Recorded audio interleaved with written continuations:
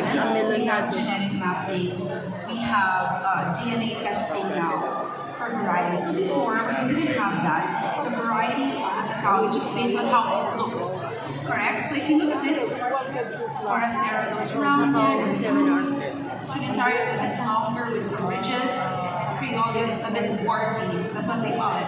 It has a lot of ridges and it's a bit warty. So at that time, that's how they would look at cacao. Like, what does it look like? Oh, it's a Forastero. Oh, it's a Trinitario. It's red, it's Trinitario. It's green, it's Criollo. It's yellow, it's Criollo. They based it on the physical appearance of the pod. Like, for example, this one, which is looks like a Trinitario, correct? But if you can see, there's a lot of warts and bumps and ridges. So now then you get confused, right? Okay, so what is it now? Is it a Trinitario because it's red? Is it Criollo because it's the warty ridges? Correct? So now, thankfully, with science and advancements in DNA and testing, we get to know the specific varieties that we have. In the world right now, we have 10 classified genetic clusters actually that have been named, have been identified. So it's easier now for us to determine what varieties we have, correct?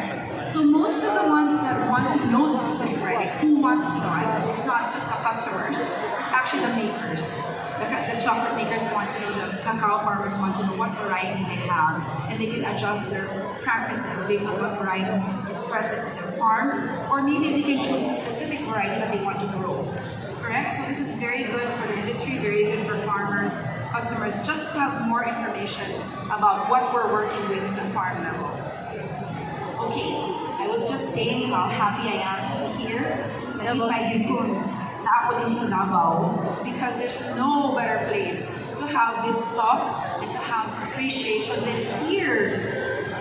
Congratulations, Davao, because you are the highest cacao producer in the whole Philippines. Wow. In 2021, there was a Republic Act, 11547, that officially named Davao as the biggest producer of cacao in the country. So Davao City is actually the chocolate capital of the Philippines, and Davao Region 11 is the cacao capital of the Philippines. There's a distinction there, because when you're talking about Region 11, you're talking about the quantity of cacao being produced in this area. To give you a little idea about that, so the PSA, so this is authority released in 2023, that Mindanao was 89% cacao production in the whole Philippines. So to give you an idea how much that is, Mindanao, 89%, so the whole Philippines had 10,700 metric tons of cacao in 2023, correct? Let's take a peek at how much Davao contributed to that. 8,024 metric tons. 8,000 metric. There you go, right? 4 metric tons. Congratulations, Davao City and the Davao region specifically for that amount of production. But just to let you know also, cacao production is also increasing in other areas. I'm specifically from Negros, and in our province, we also grow cacao. And recently, we won an award. One of our farmers, Chris Fadriga, won an award in the Cacao Excellence for his Criollo cacao. There you go. Okay. On your left, actually, you see the cacao fruit. I'm sure if you're from Davao, it's you see it, I mean, you have access to it, you see it. In Manila though, not a lot of people have seen nor tasted what a cacao fruit tastes like or even looks like. So you're very fortunate to have so much access to it here. On your right is a fermented, dried, and roasted cacao, just to see a distinction, because most of us know cacao as the one on the right, because that's what we see being in chocolate. What we're going to try to show you today is what cacao tastes like before it becomes chocolate. That's what makes it so interesting. Okay, so what products do we get from this cacao pod? We have the cacao beans, obviously, the one we showed earlier. We have cocoa butter. So how do we get cocoa butter? When you squeeze the cacao bean, two things are produced. First of all, 50% of the cacao bean is fat. What fat is that? That is called cocoa butter.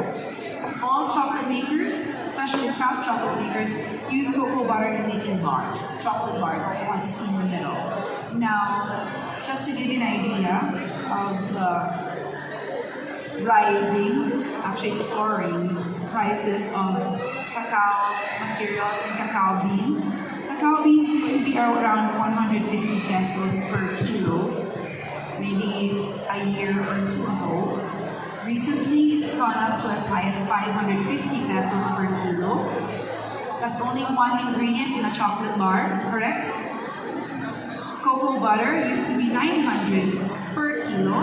It's now 1,800 per kilo. So I can totally understand where the rising prices of chocolates are coming from, because the chocolate makers actually don't have a choice when the raw materials such as very important cacao beans and cocoa butter have increased to such high levels. And these are the main ingredients that you need to make chocolate, specifically craft chocolate. On the upper right, we have cocoa powder. So when you squeeze the bean, you get two things. You get cocoa butter, which is the fat. What gets left behind is like a cake, because it's compact. When you pulverize that cake, that's what becomes cocoa powder. So you get two products from one bean. The fat part, and then the powder is the part that gets left when you extract the fat. Okay? And of course, everybody knows cocoa powder is used mostly for baking purposes. And some commercial chocolates just use cocoa powder and vegetable oil. Hence the waxy taste, because it has no cocoa butter whatsoever in it. And on the far right, we have the cacao husk and some of the nibs. So a lot of people are very familiar with that as well. Okay, so since we're talking about craft chocolate, I thought it would be good for us to make a distinction of what craft chocolate is. To make it very simple, I guess, for everybody, I think craft chocolate is best described versus commercial and industrial chocolates. So let's do it that way, right? So okay, craft and commercial. All of us, I'm sure, we grew up eating commercial chocolates. Everybody, myself included. Imported chocolates from pasalubongs, from the US, from Europe. All of us grew up with all of that. And there's nothing wrong with that, really. It's just that there's a movement now where people are more particular about having less number of ingredients in the things that they consume, including chocolate. So let's look at the ingredients first. When you have time and you get to go home and you have a commercial chocolate bar with you, it would be great to look at the back. Right? Let's check the back. How many ingredients do you think you can find once you take the time to look at the back of the packaging, correct? For craft chocolate, specifically dark, we usually only have two ingredients for dark chocolate, which makes, so that usually is the cacao bean and then sugar. Those are the main two ingredients for a dark chocolate bar. You get three because you add milk powder for milk chocolate, for example. If you look behind a commercial chocolate bar, you're going to see a lot of other things, like maybe caramel, vanilla, emulsifiers, things that make the product more shelf stable. And it might be that the cocoa butter is not as much as a craft chocolate bar. So if you notice, have you guys sampled some of the craft chocolate bars here? There's so many varieties here you can try. If you see, there's always a percentage, correct? Well, I'll give an example. 70% dark craft chocolate. Ingredients would be cocoa butter, cacao bean, and sugar. So that's three ingredients. Very important. That's what makes craft chocolate different. It's because they want to bring out the flavor of the cacao bean instead of hiding it with vanilla, caramel, colorings, emulsifiers, what have you. So the ingredients are number one in craft chocolate. And usually there's a relationship between the farmers, the farming communities, and the chocolate maker. Because it's very important for them, because they're only using three ingredients, right? So if you're only using three ingredients, that means you have to be using the best three ingredients you can source. So now there's two kinds of chocolate makers. We have the bean to bar and the tree to bar, correct? Have you guys heard the term already? Okay, what's the difference? Isn't all chocolate made from beans or made from trees? You can say that, but I think a good distinction would be bean to bar chocolate makers. Usually what happens is they source beans from different communities, correct? Different farms provide them with the beans, and they make chocolate from those beans. A tree to bar maker, on the other hand, an example probably like Malagos we have over there, tree to bar maker. Malagos has a farm here in Davao, and the cacao beans that they use are from their farm. So that means if you're a tree to bar maker, it means that you have control over the farm level, the crops, the trees, how it's fermented, how it's dried, up to the time it becomes a chocolate bar. Correct? If you're a bean to bar maker, the only products you get are the fermented dried beans already. So you don't really know how they're fermented, how they're dried, because you have no protocols in place with the farmers. So you are just sourcing beans and making chocolate from them. So I hope I clarified that a little bit about tree to bar and bean to bar. Another concept I'm always asked about is single origin and single estate. So single origin just means it comes from one place. Example, single origin Davao. So that means you can source your cacao beans everywhere in Davao, regardless of location. It's a single origin. You're getting it from one place. If you say single estate though, so an example would be Kalinan.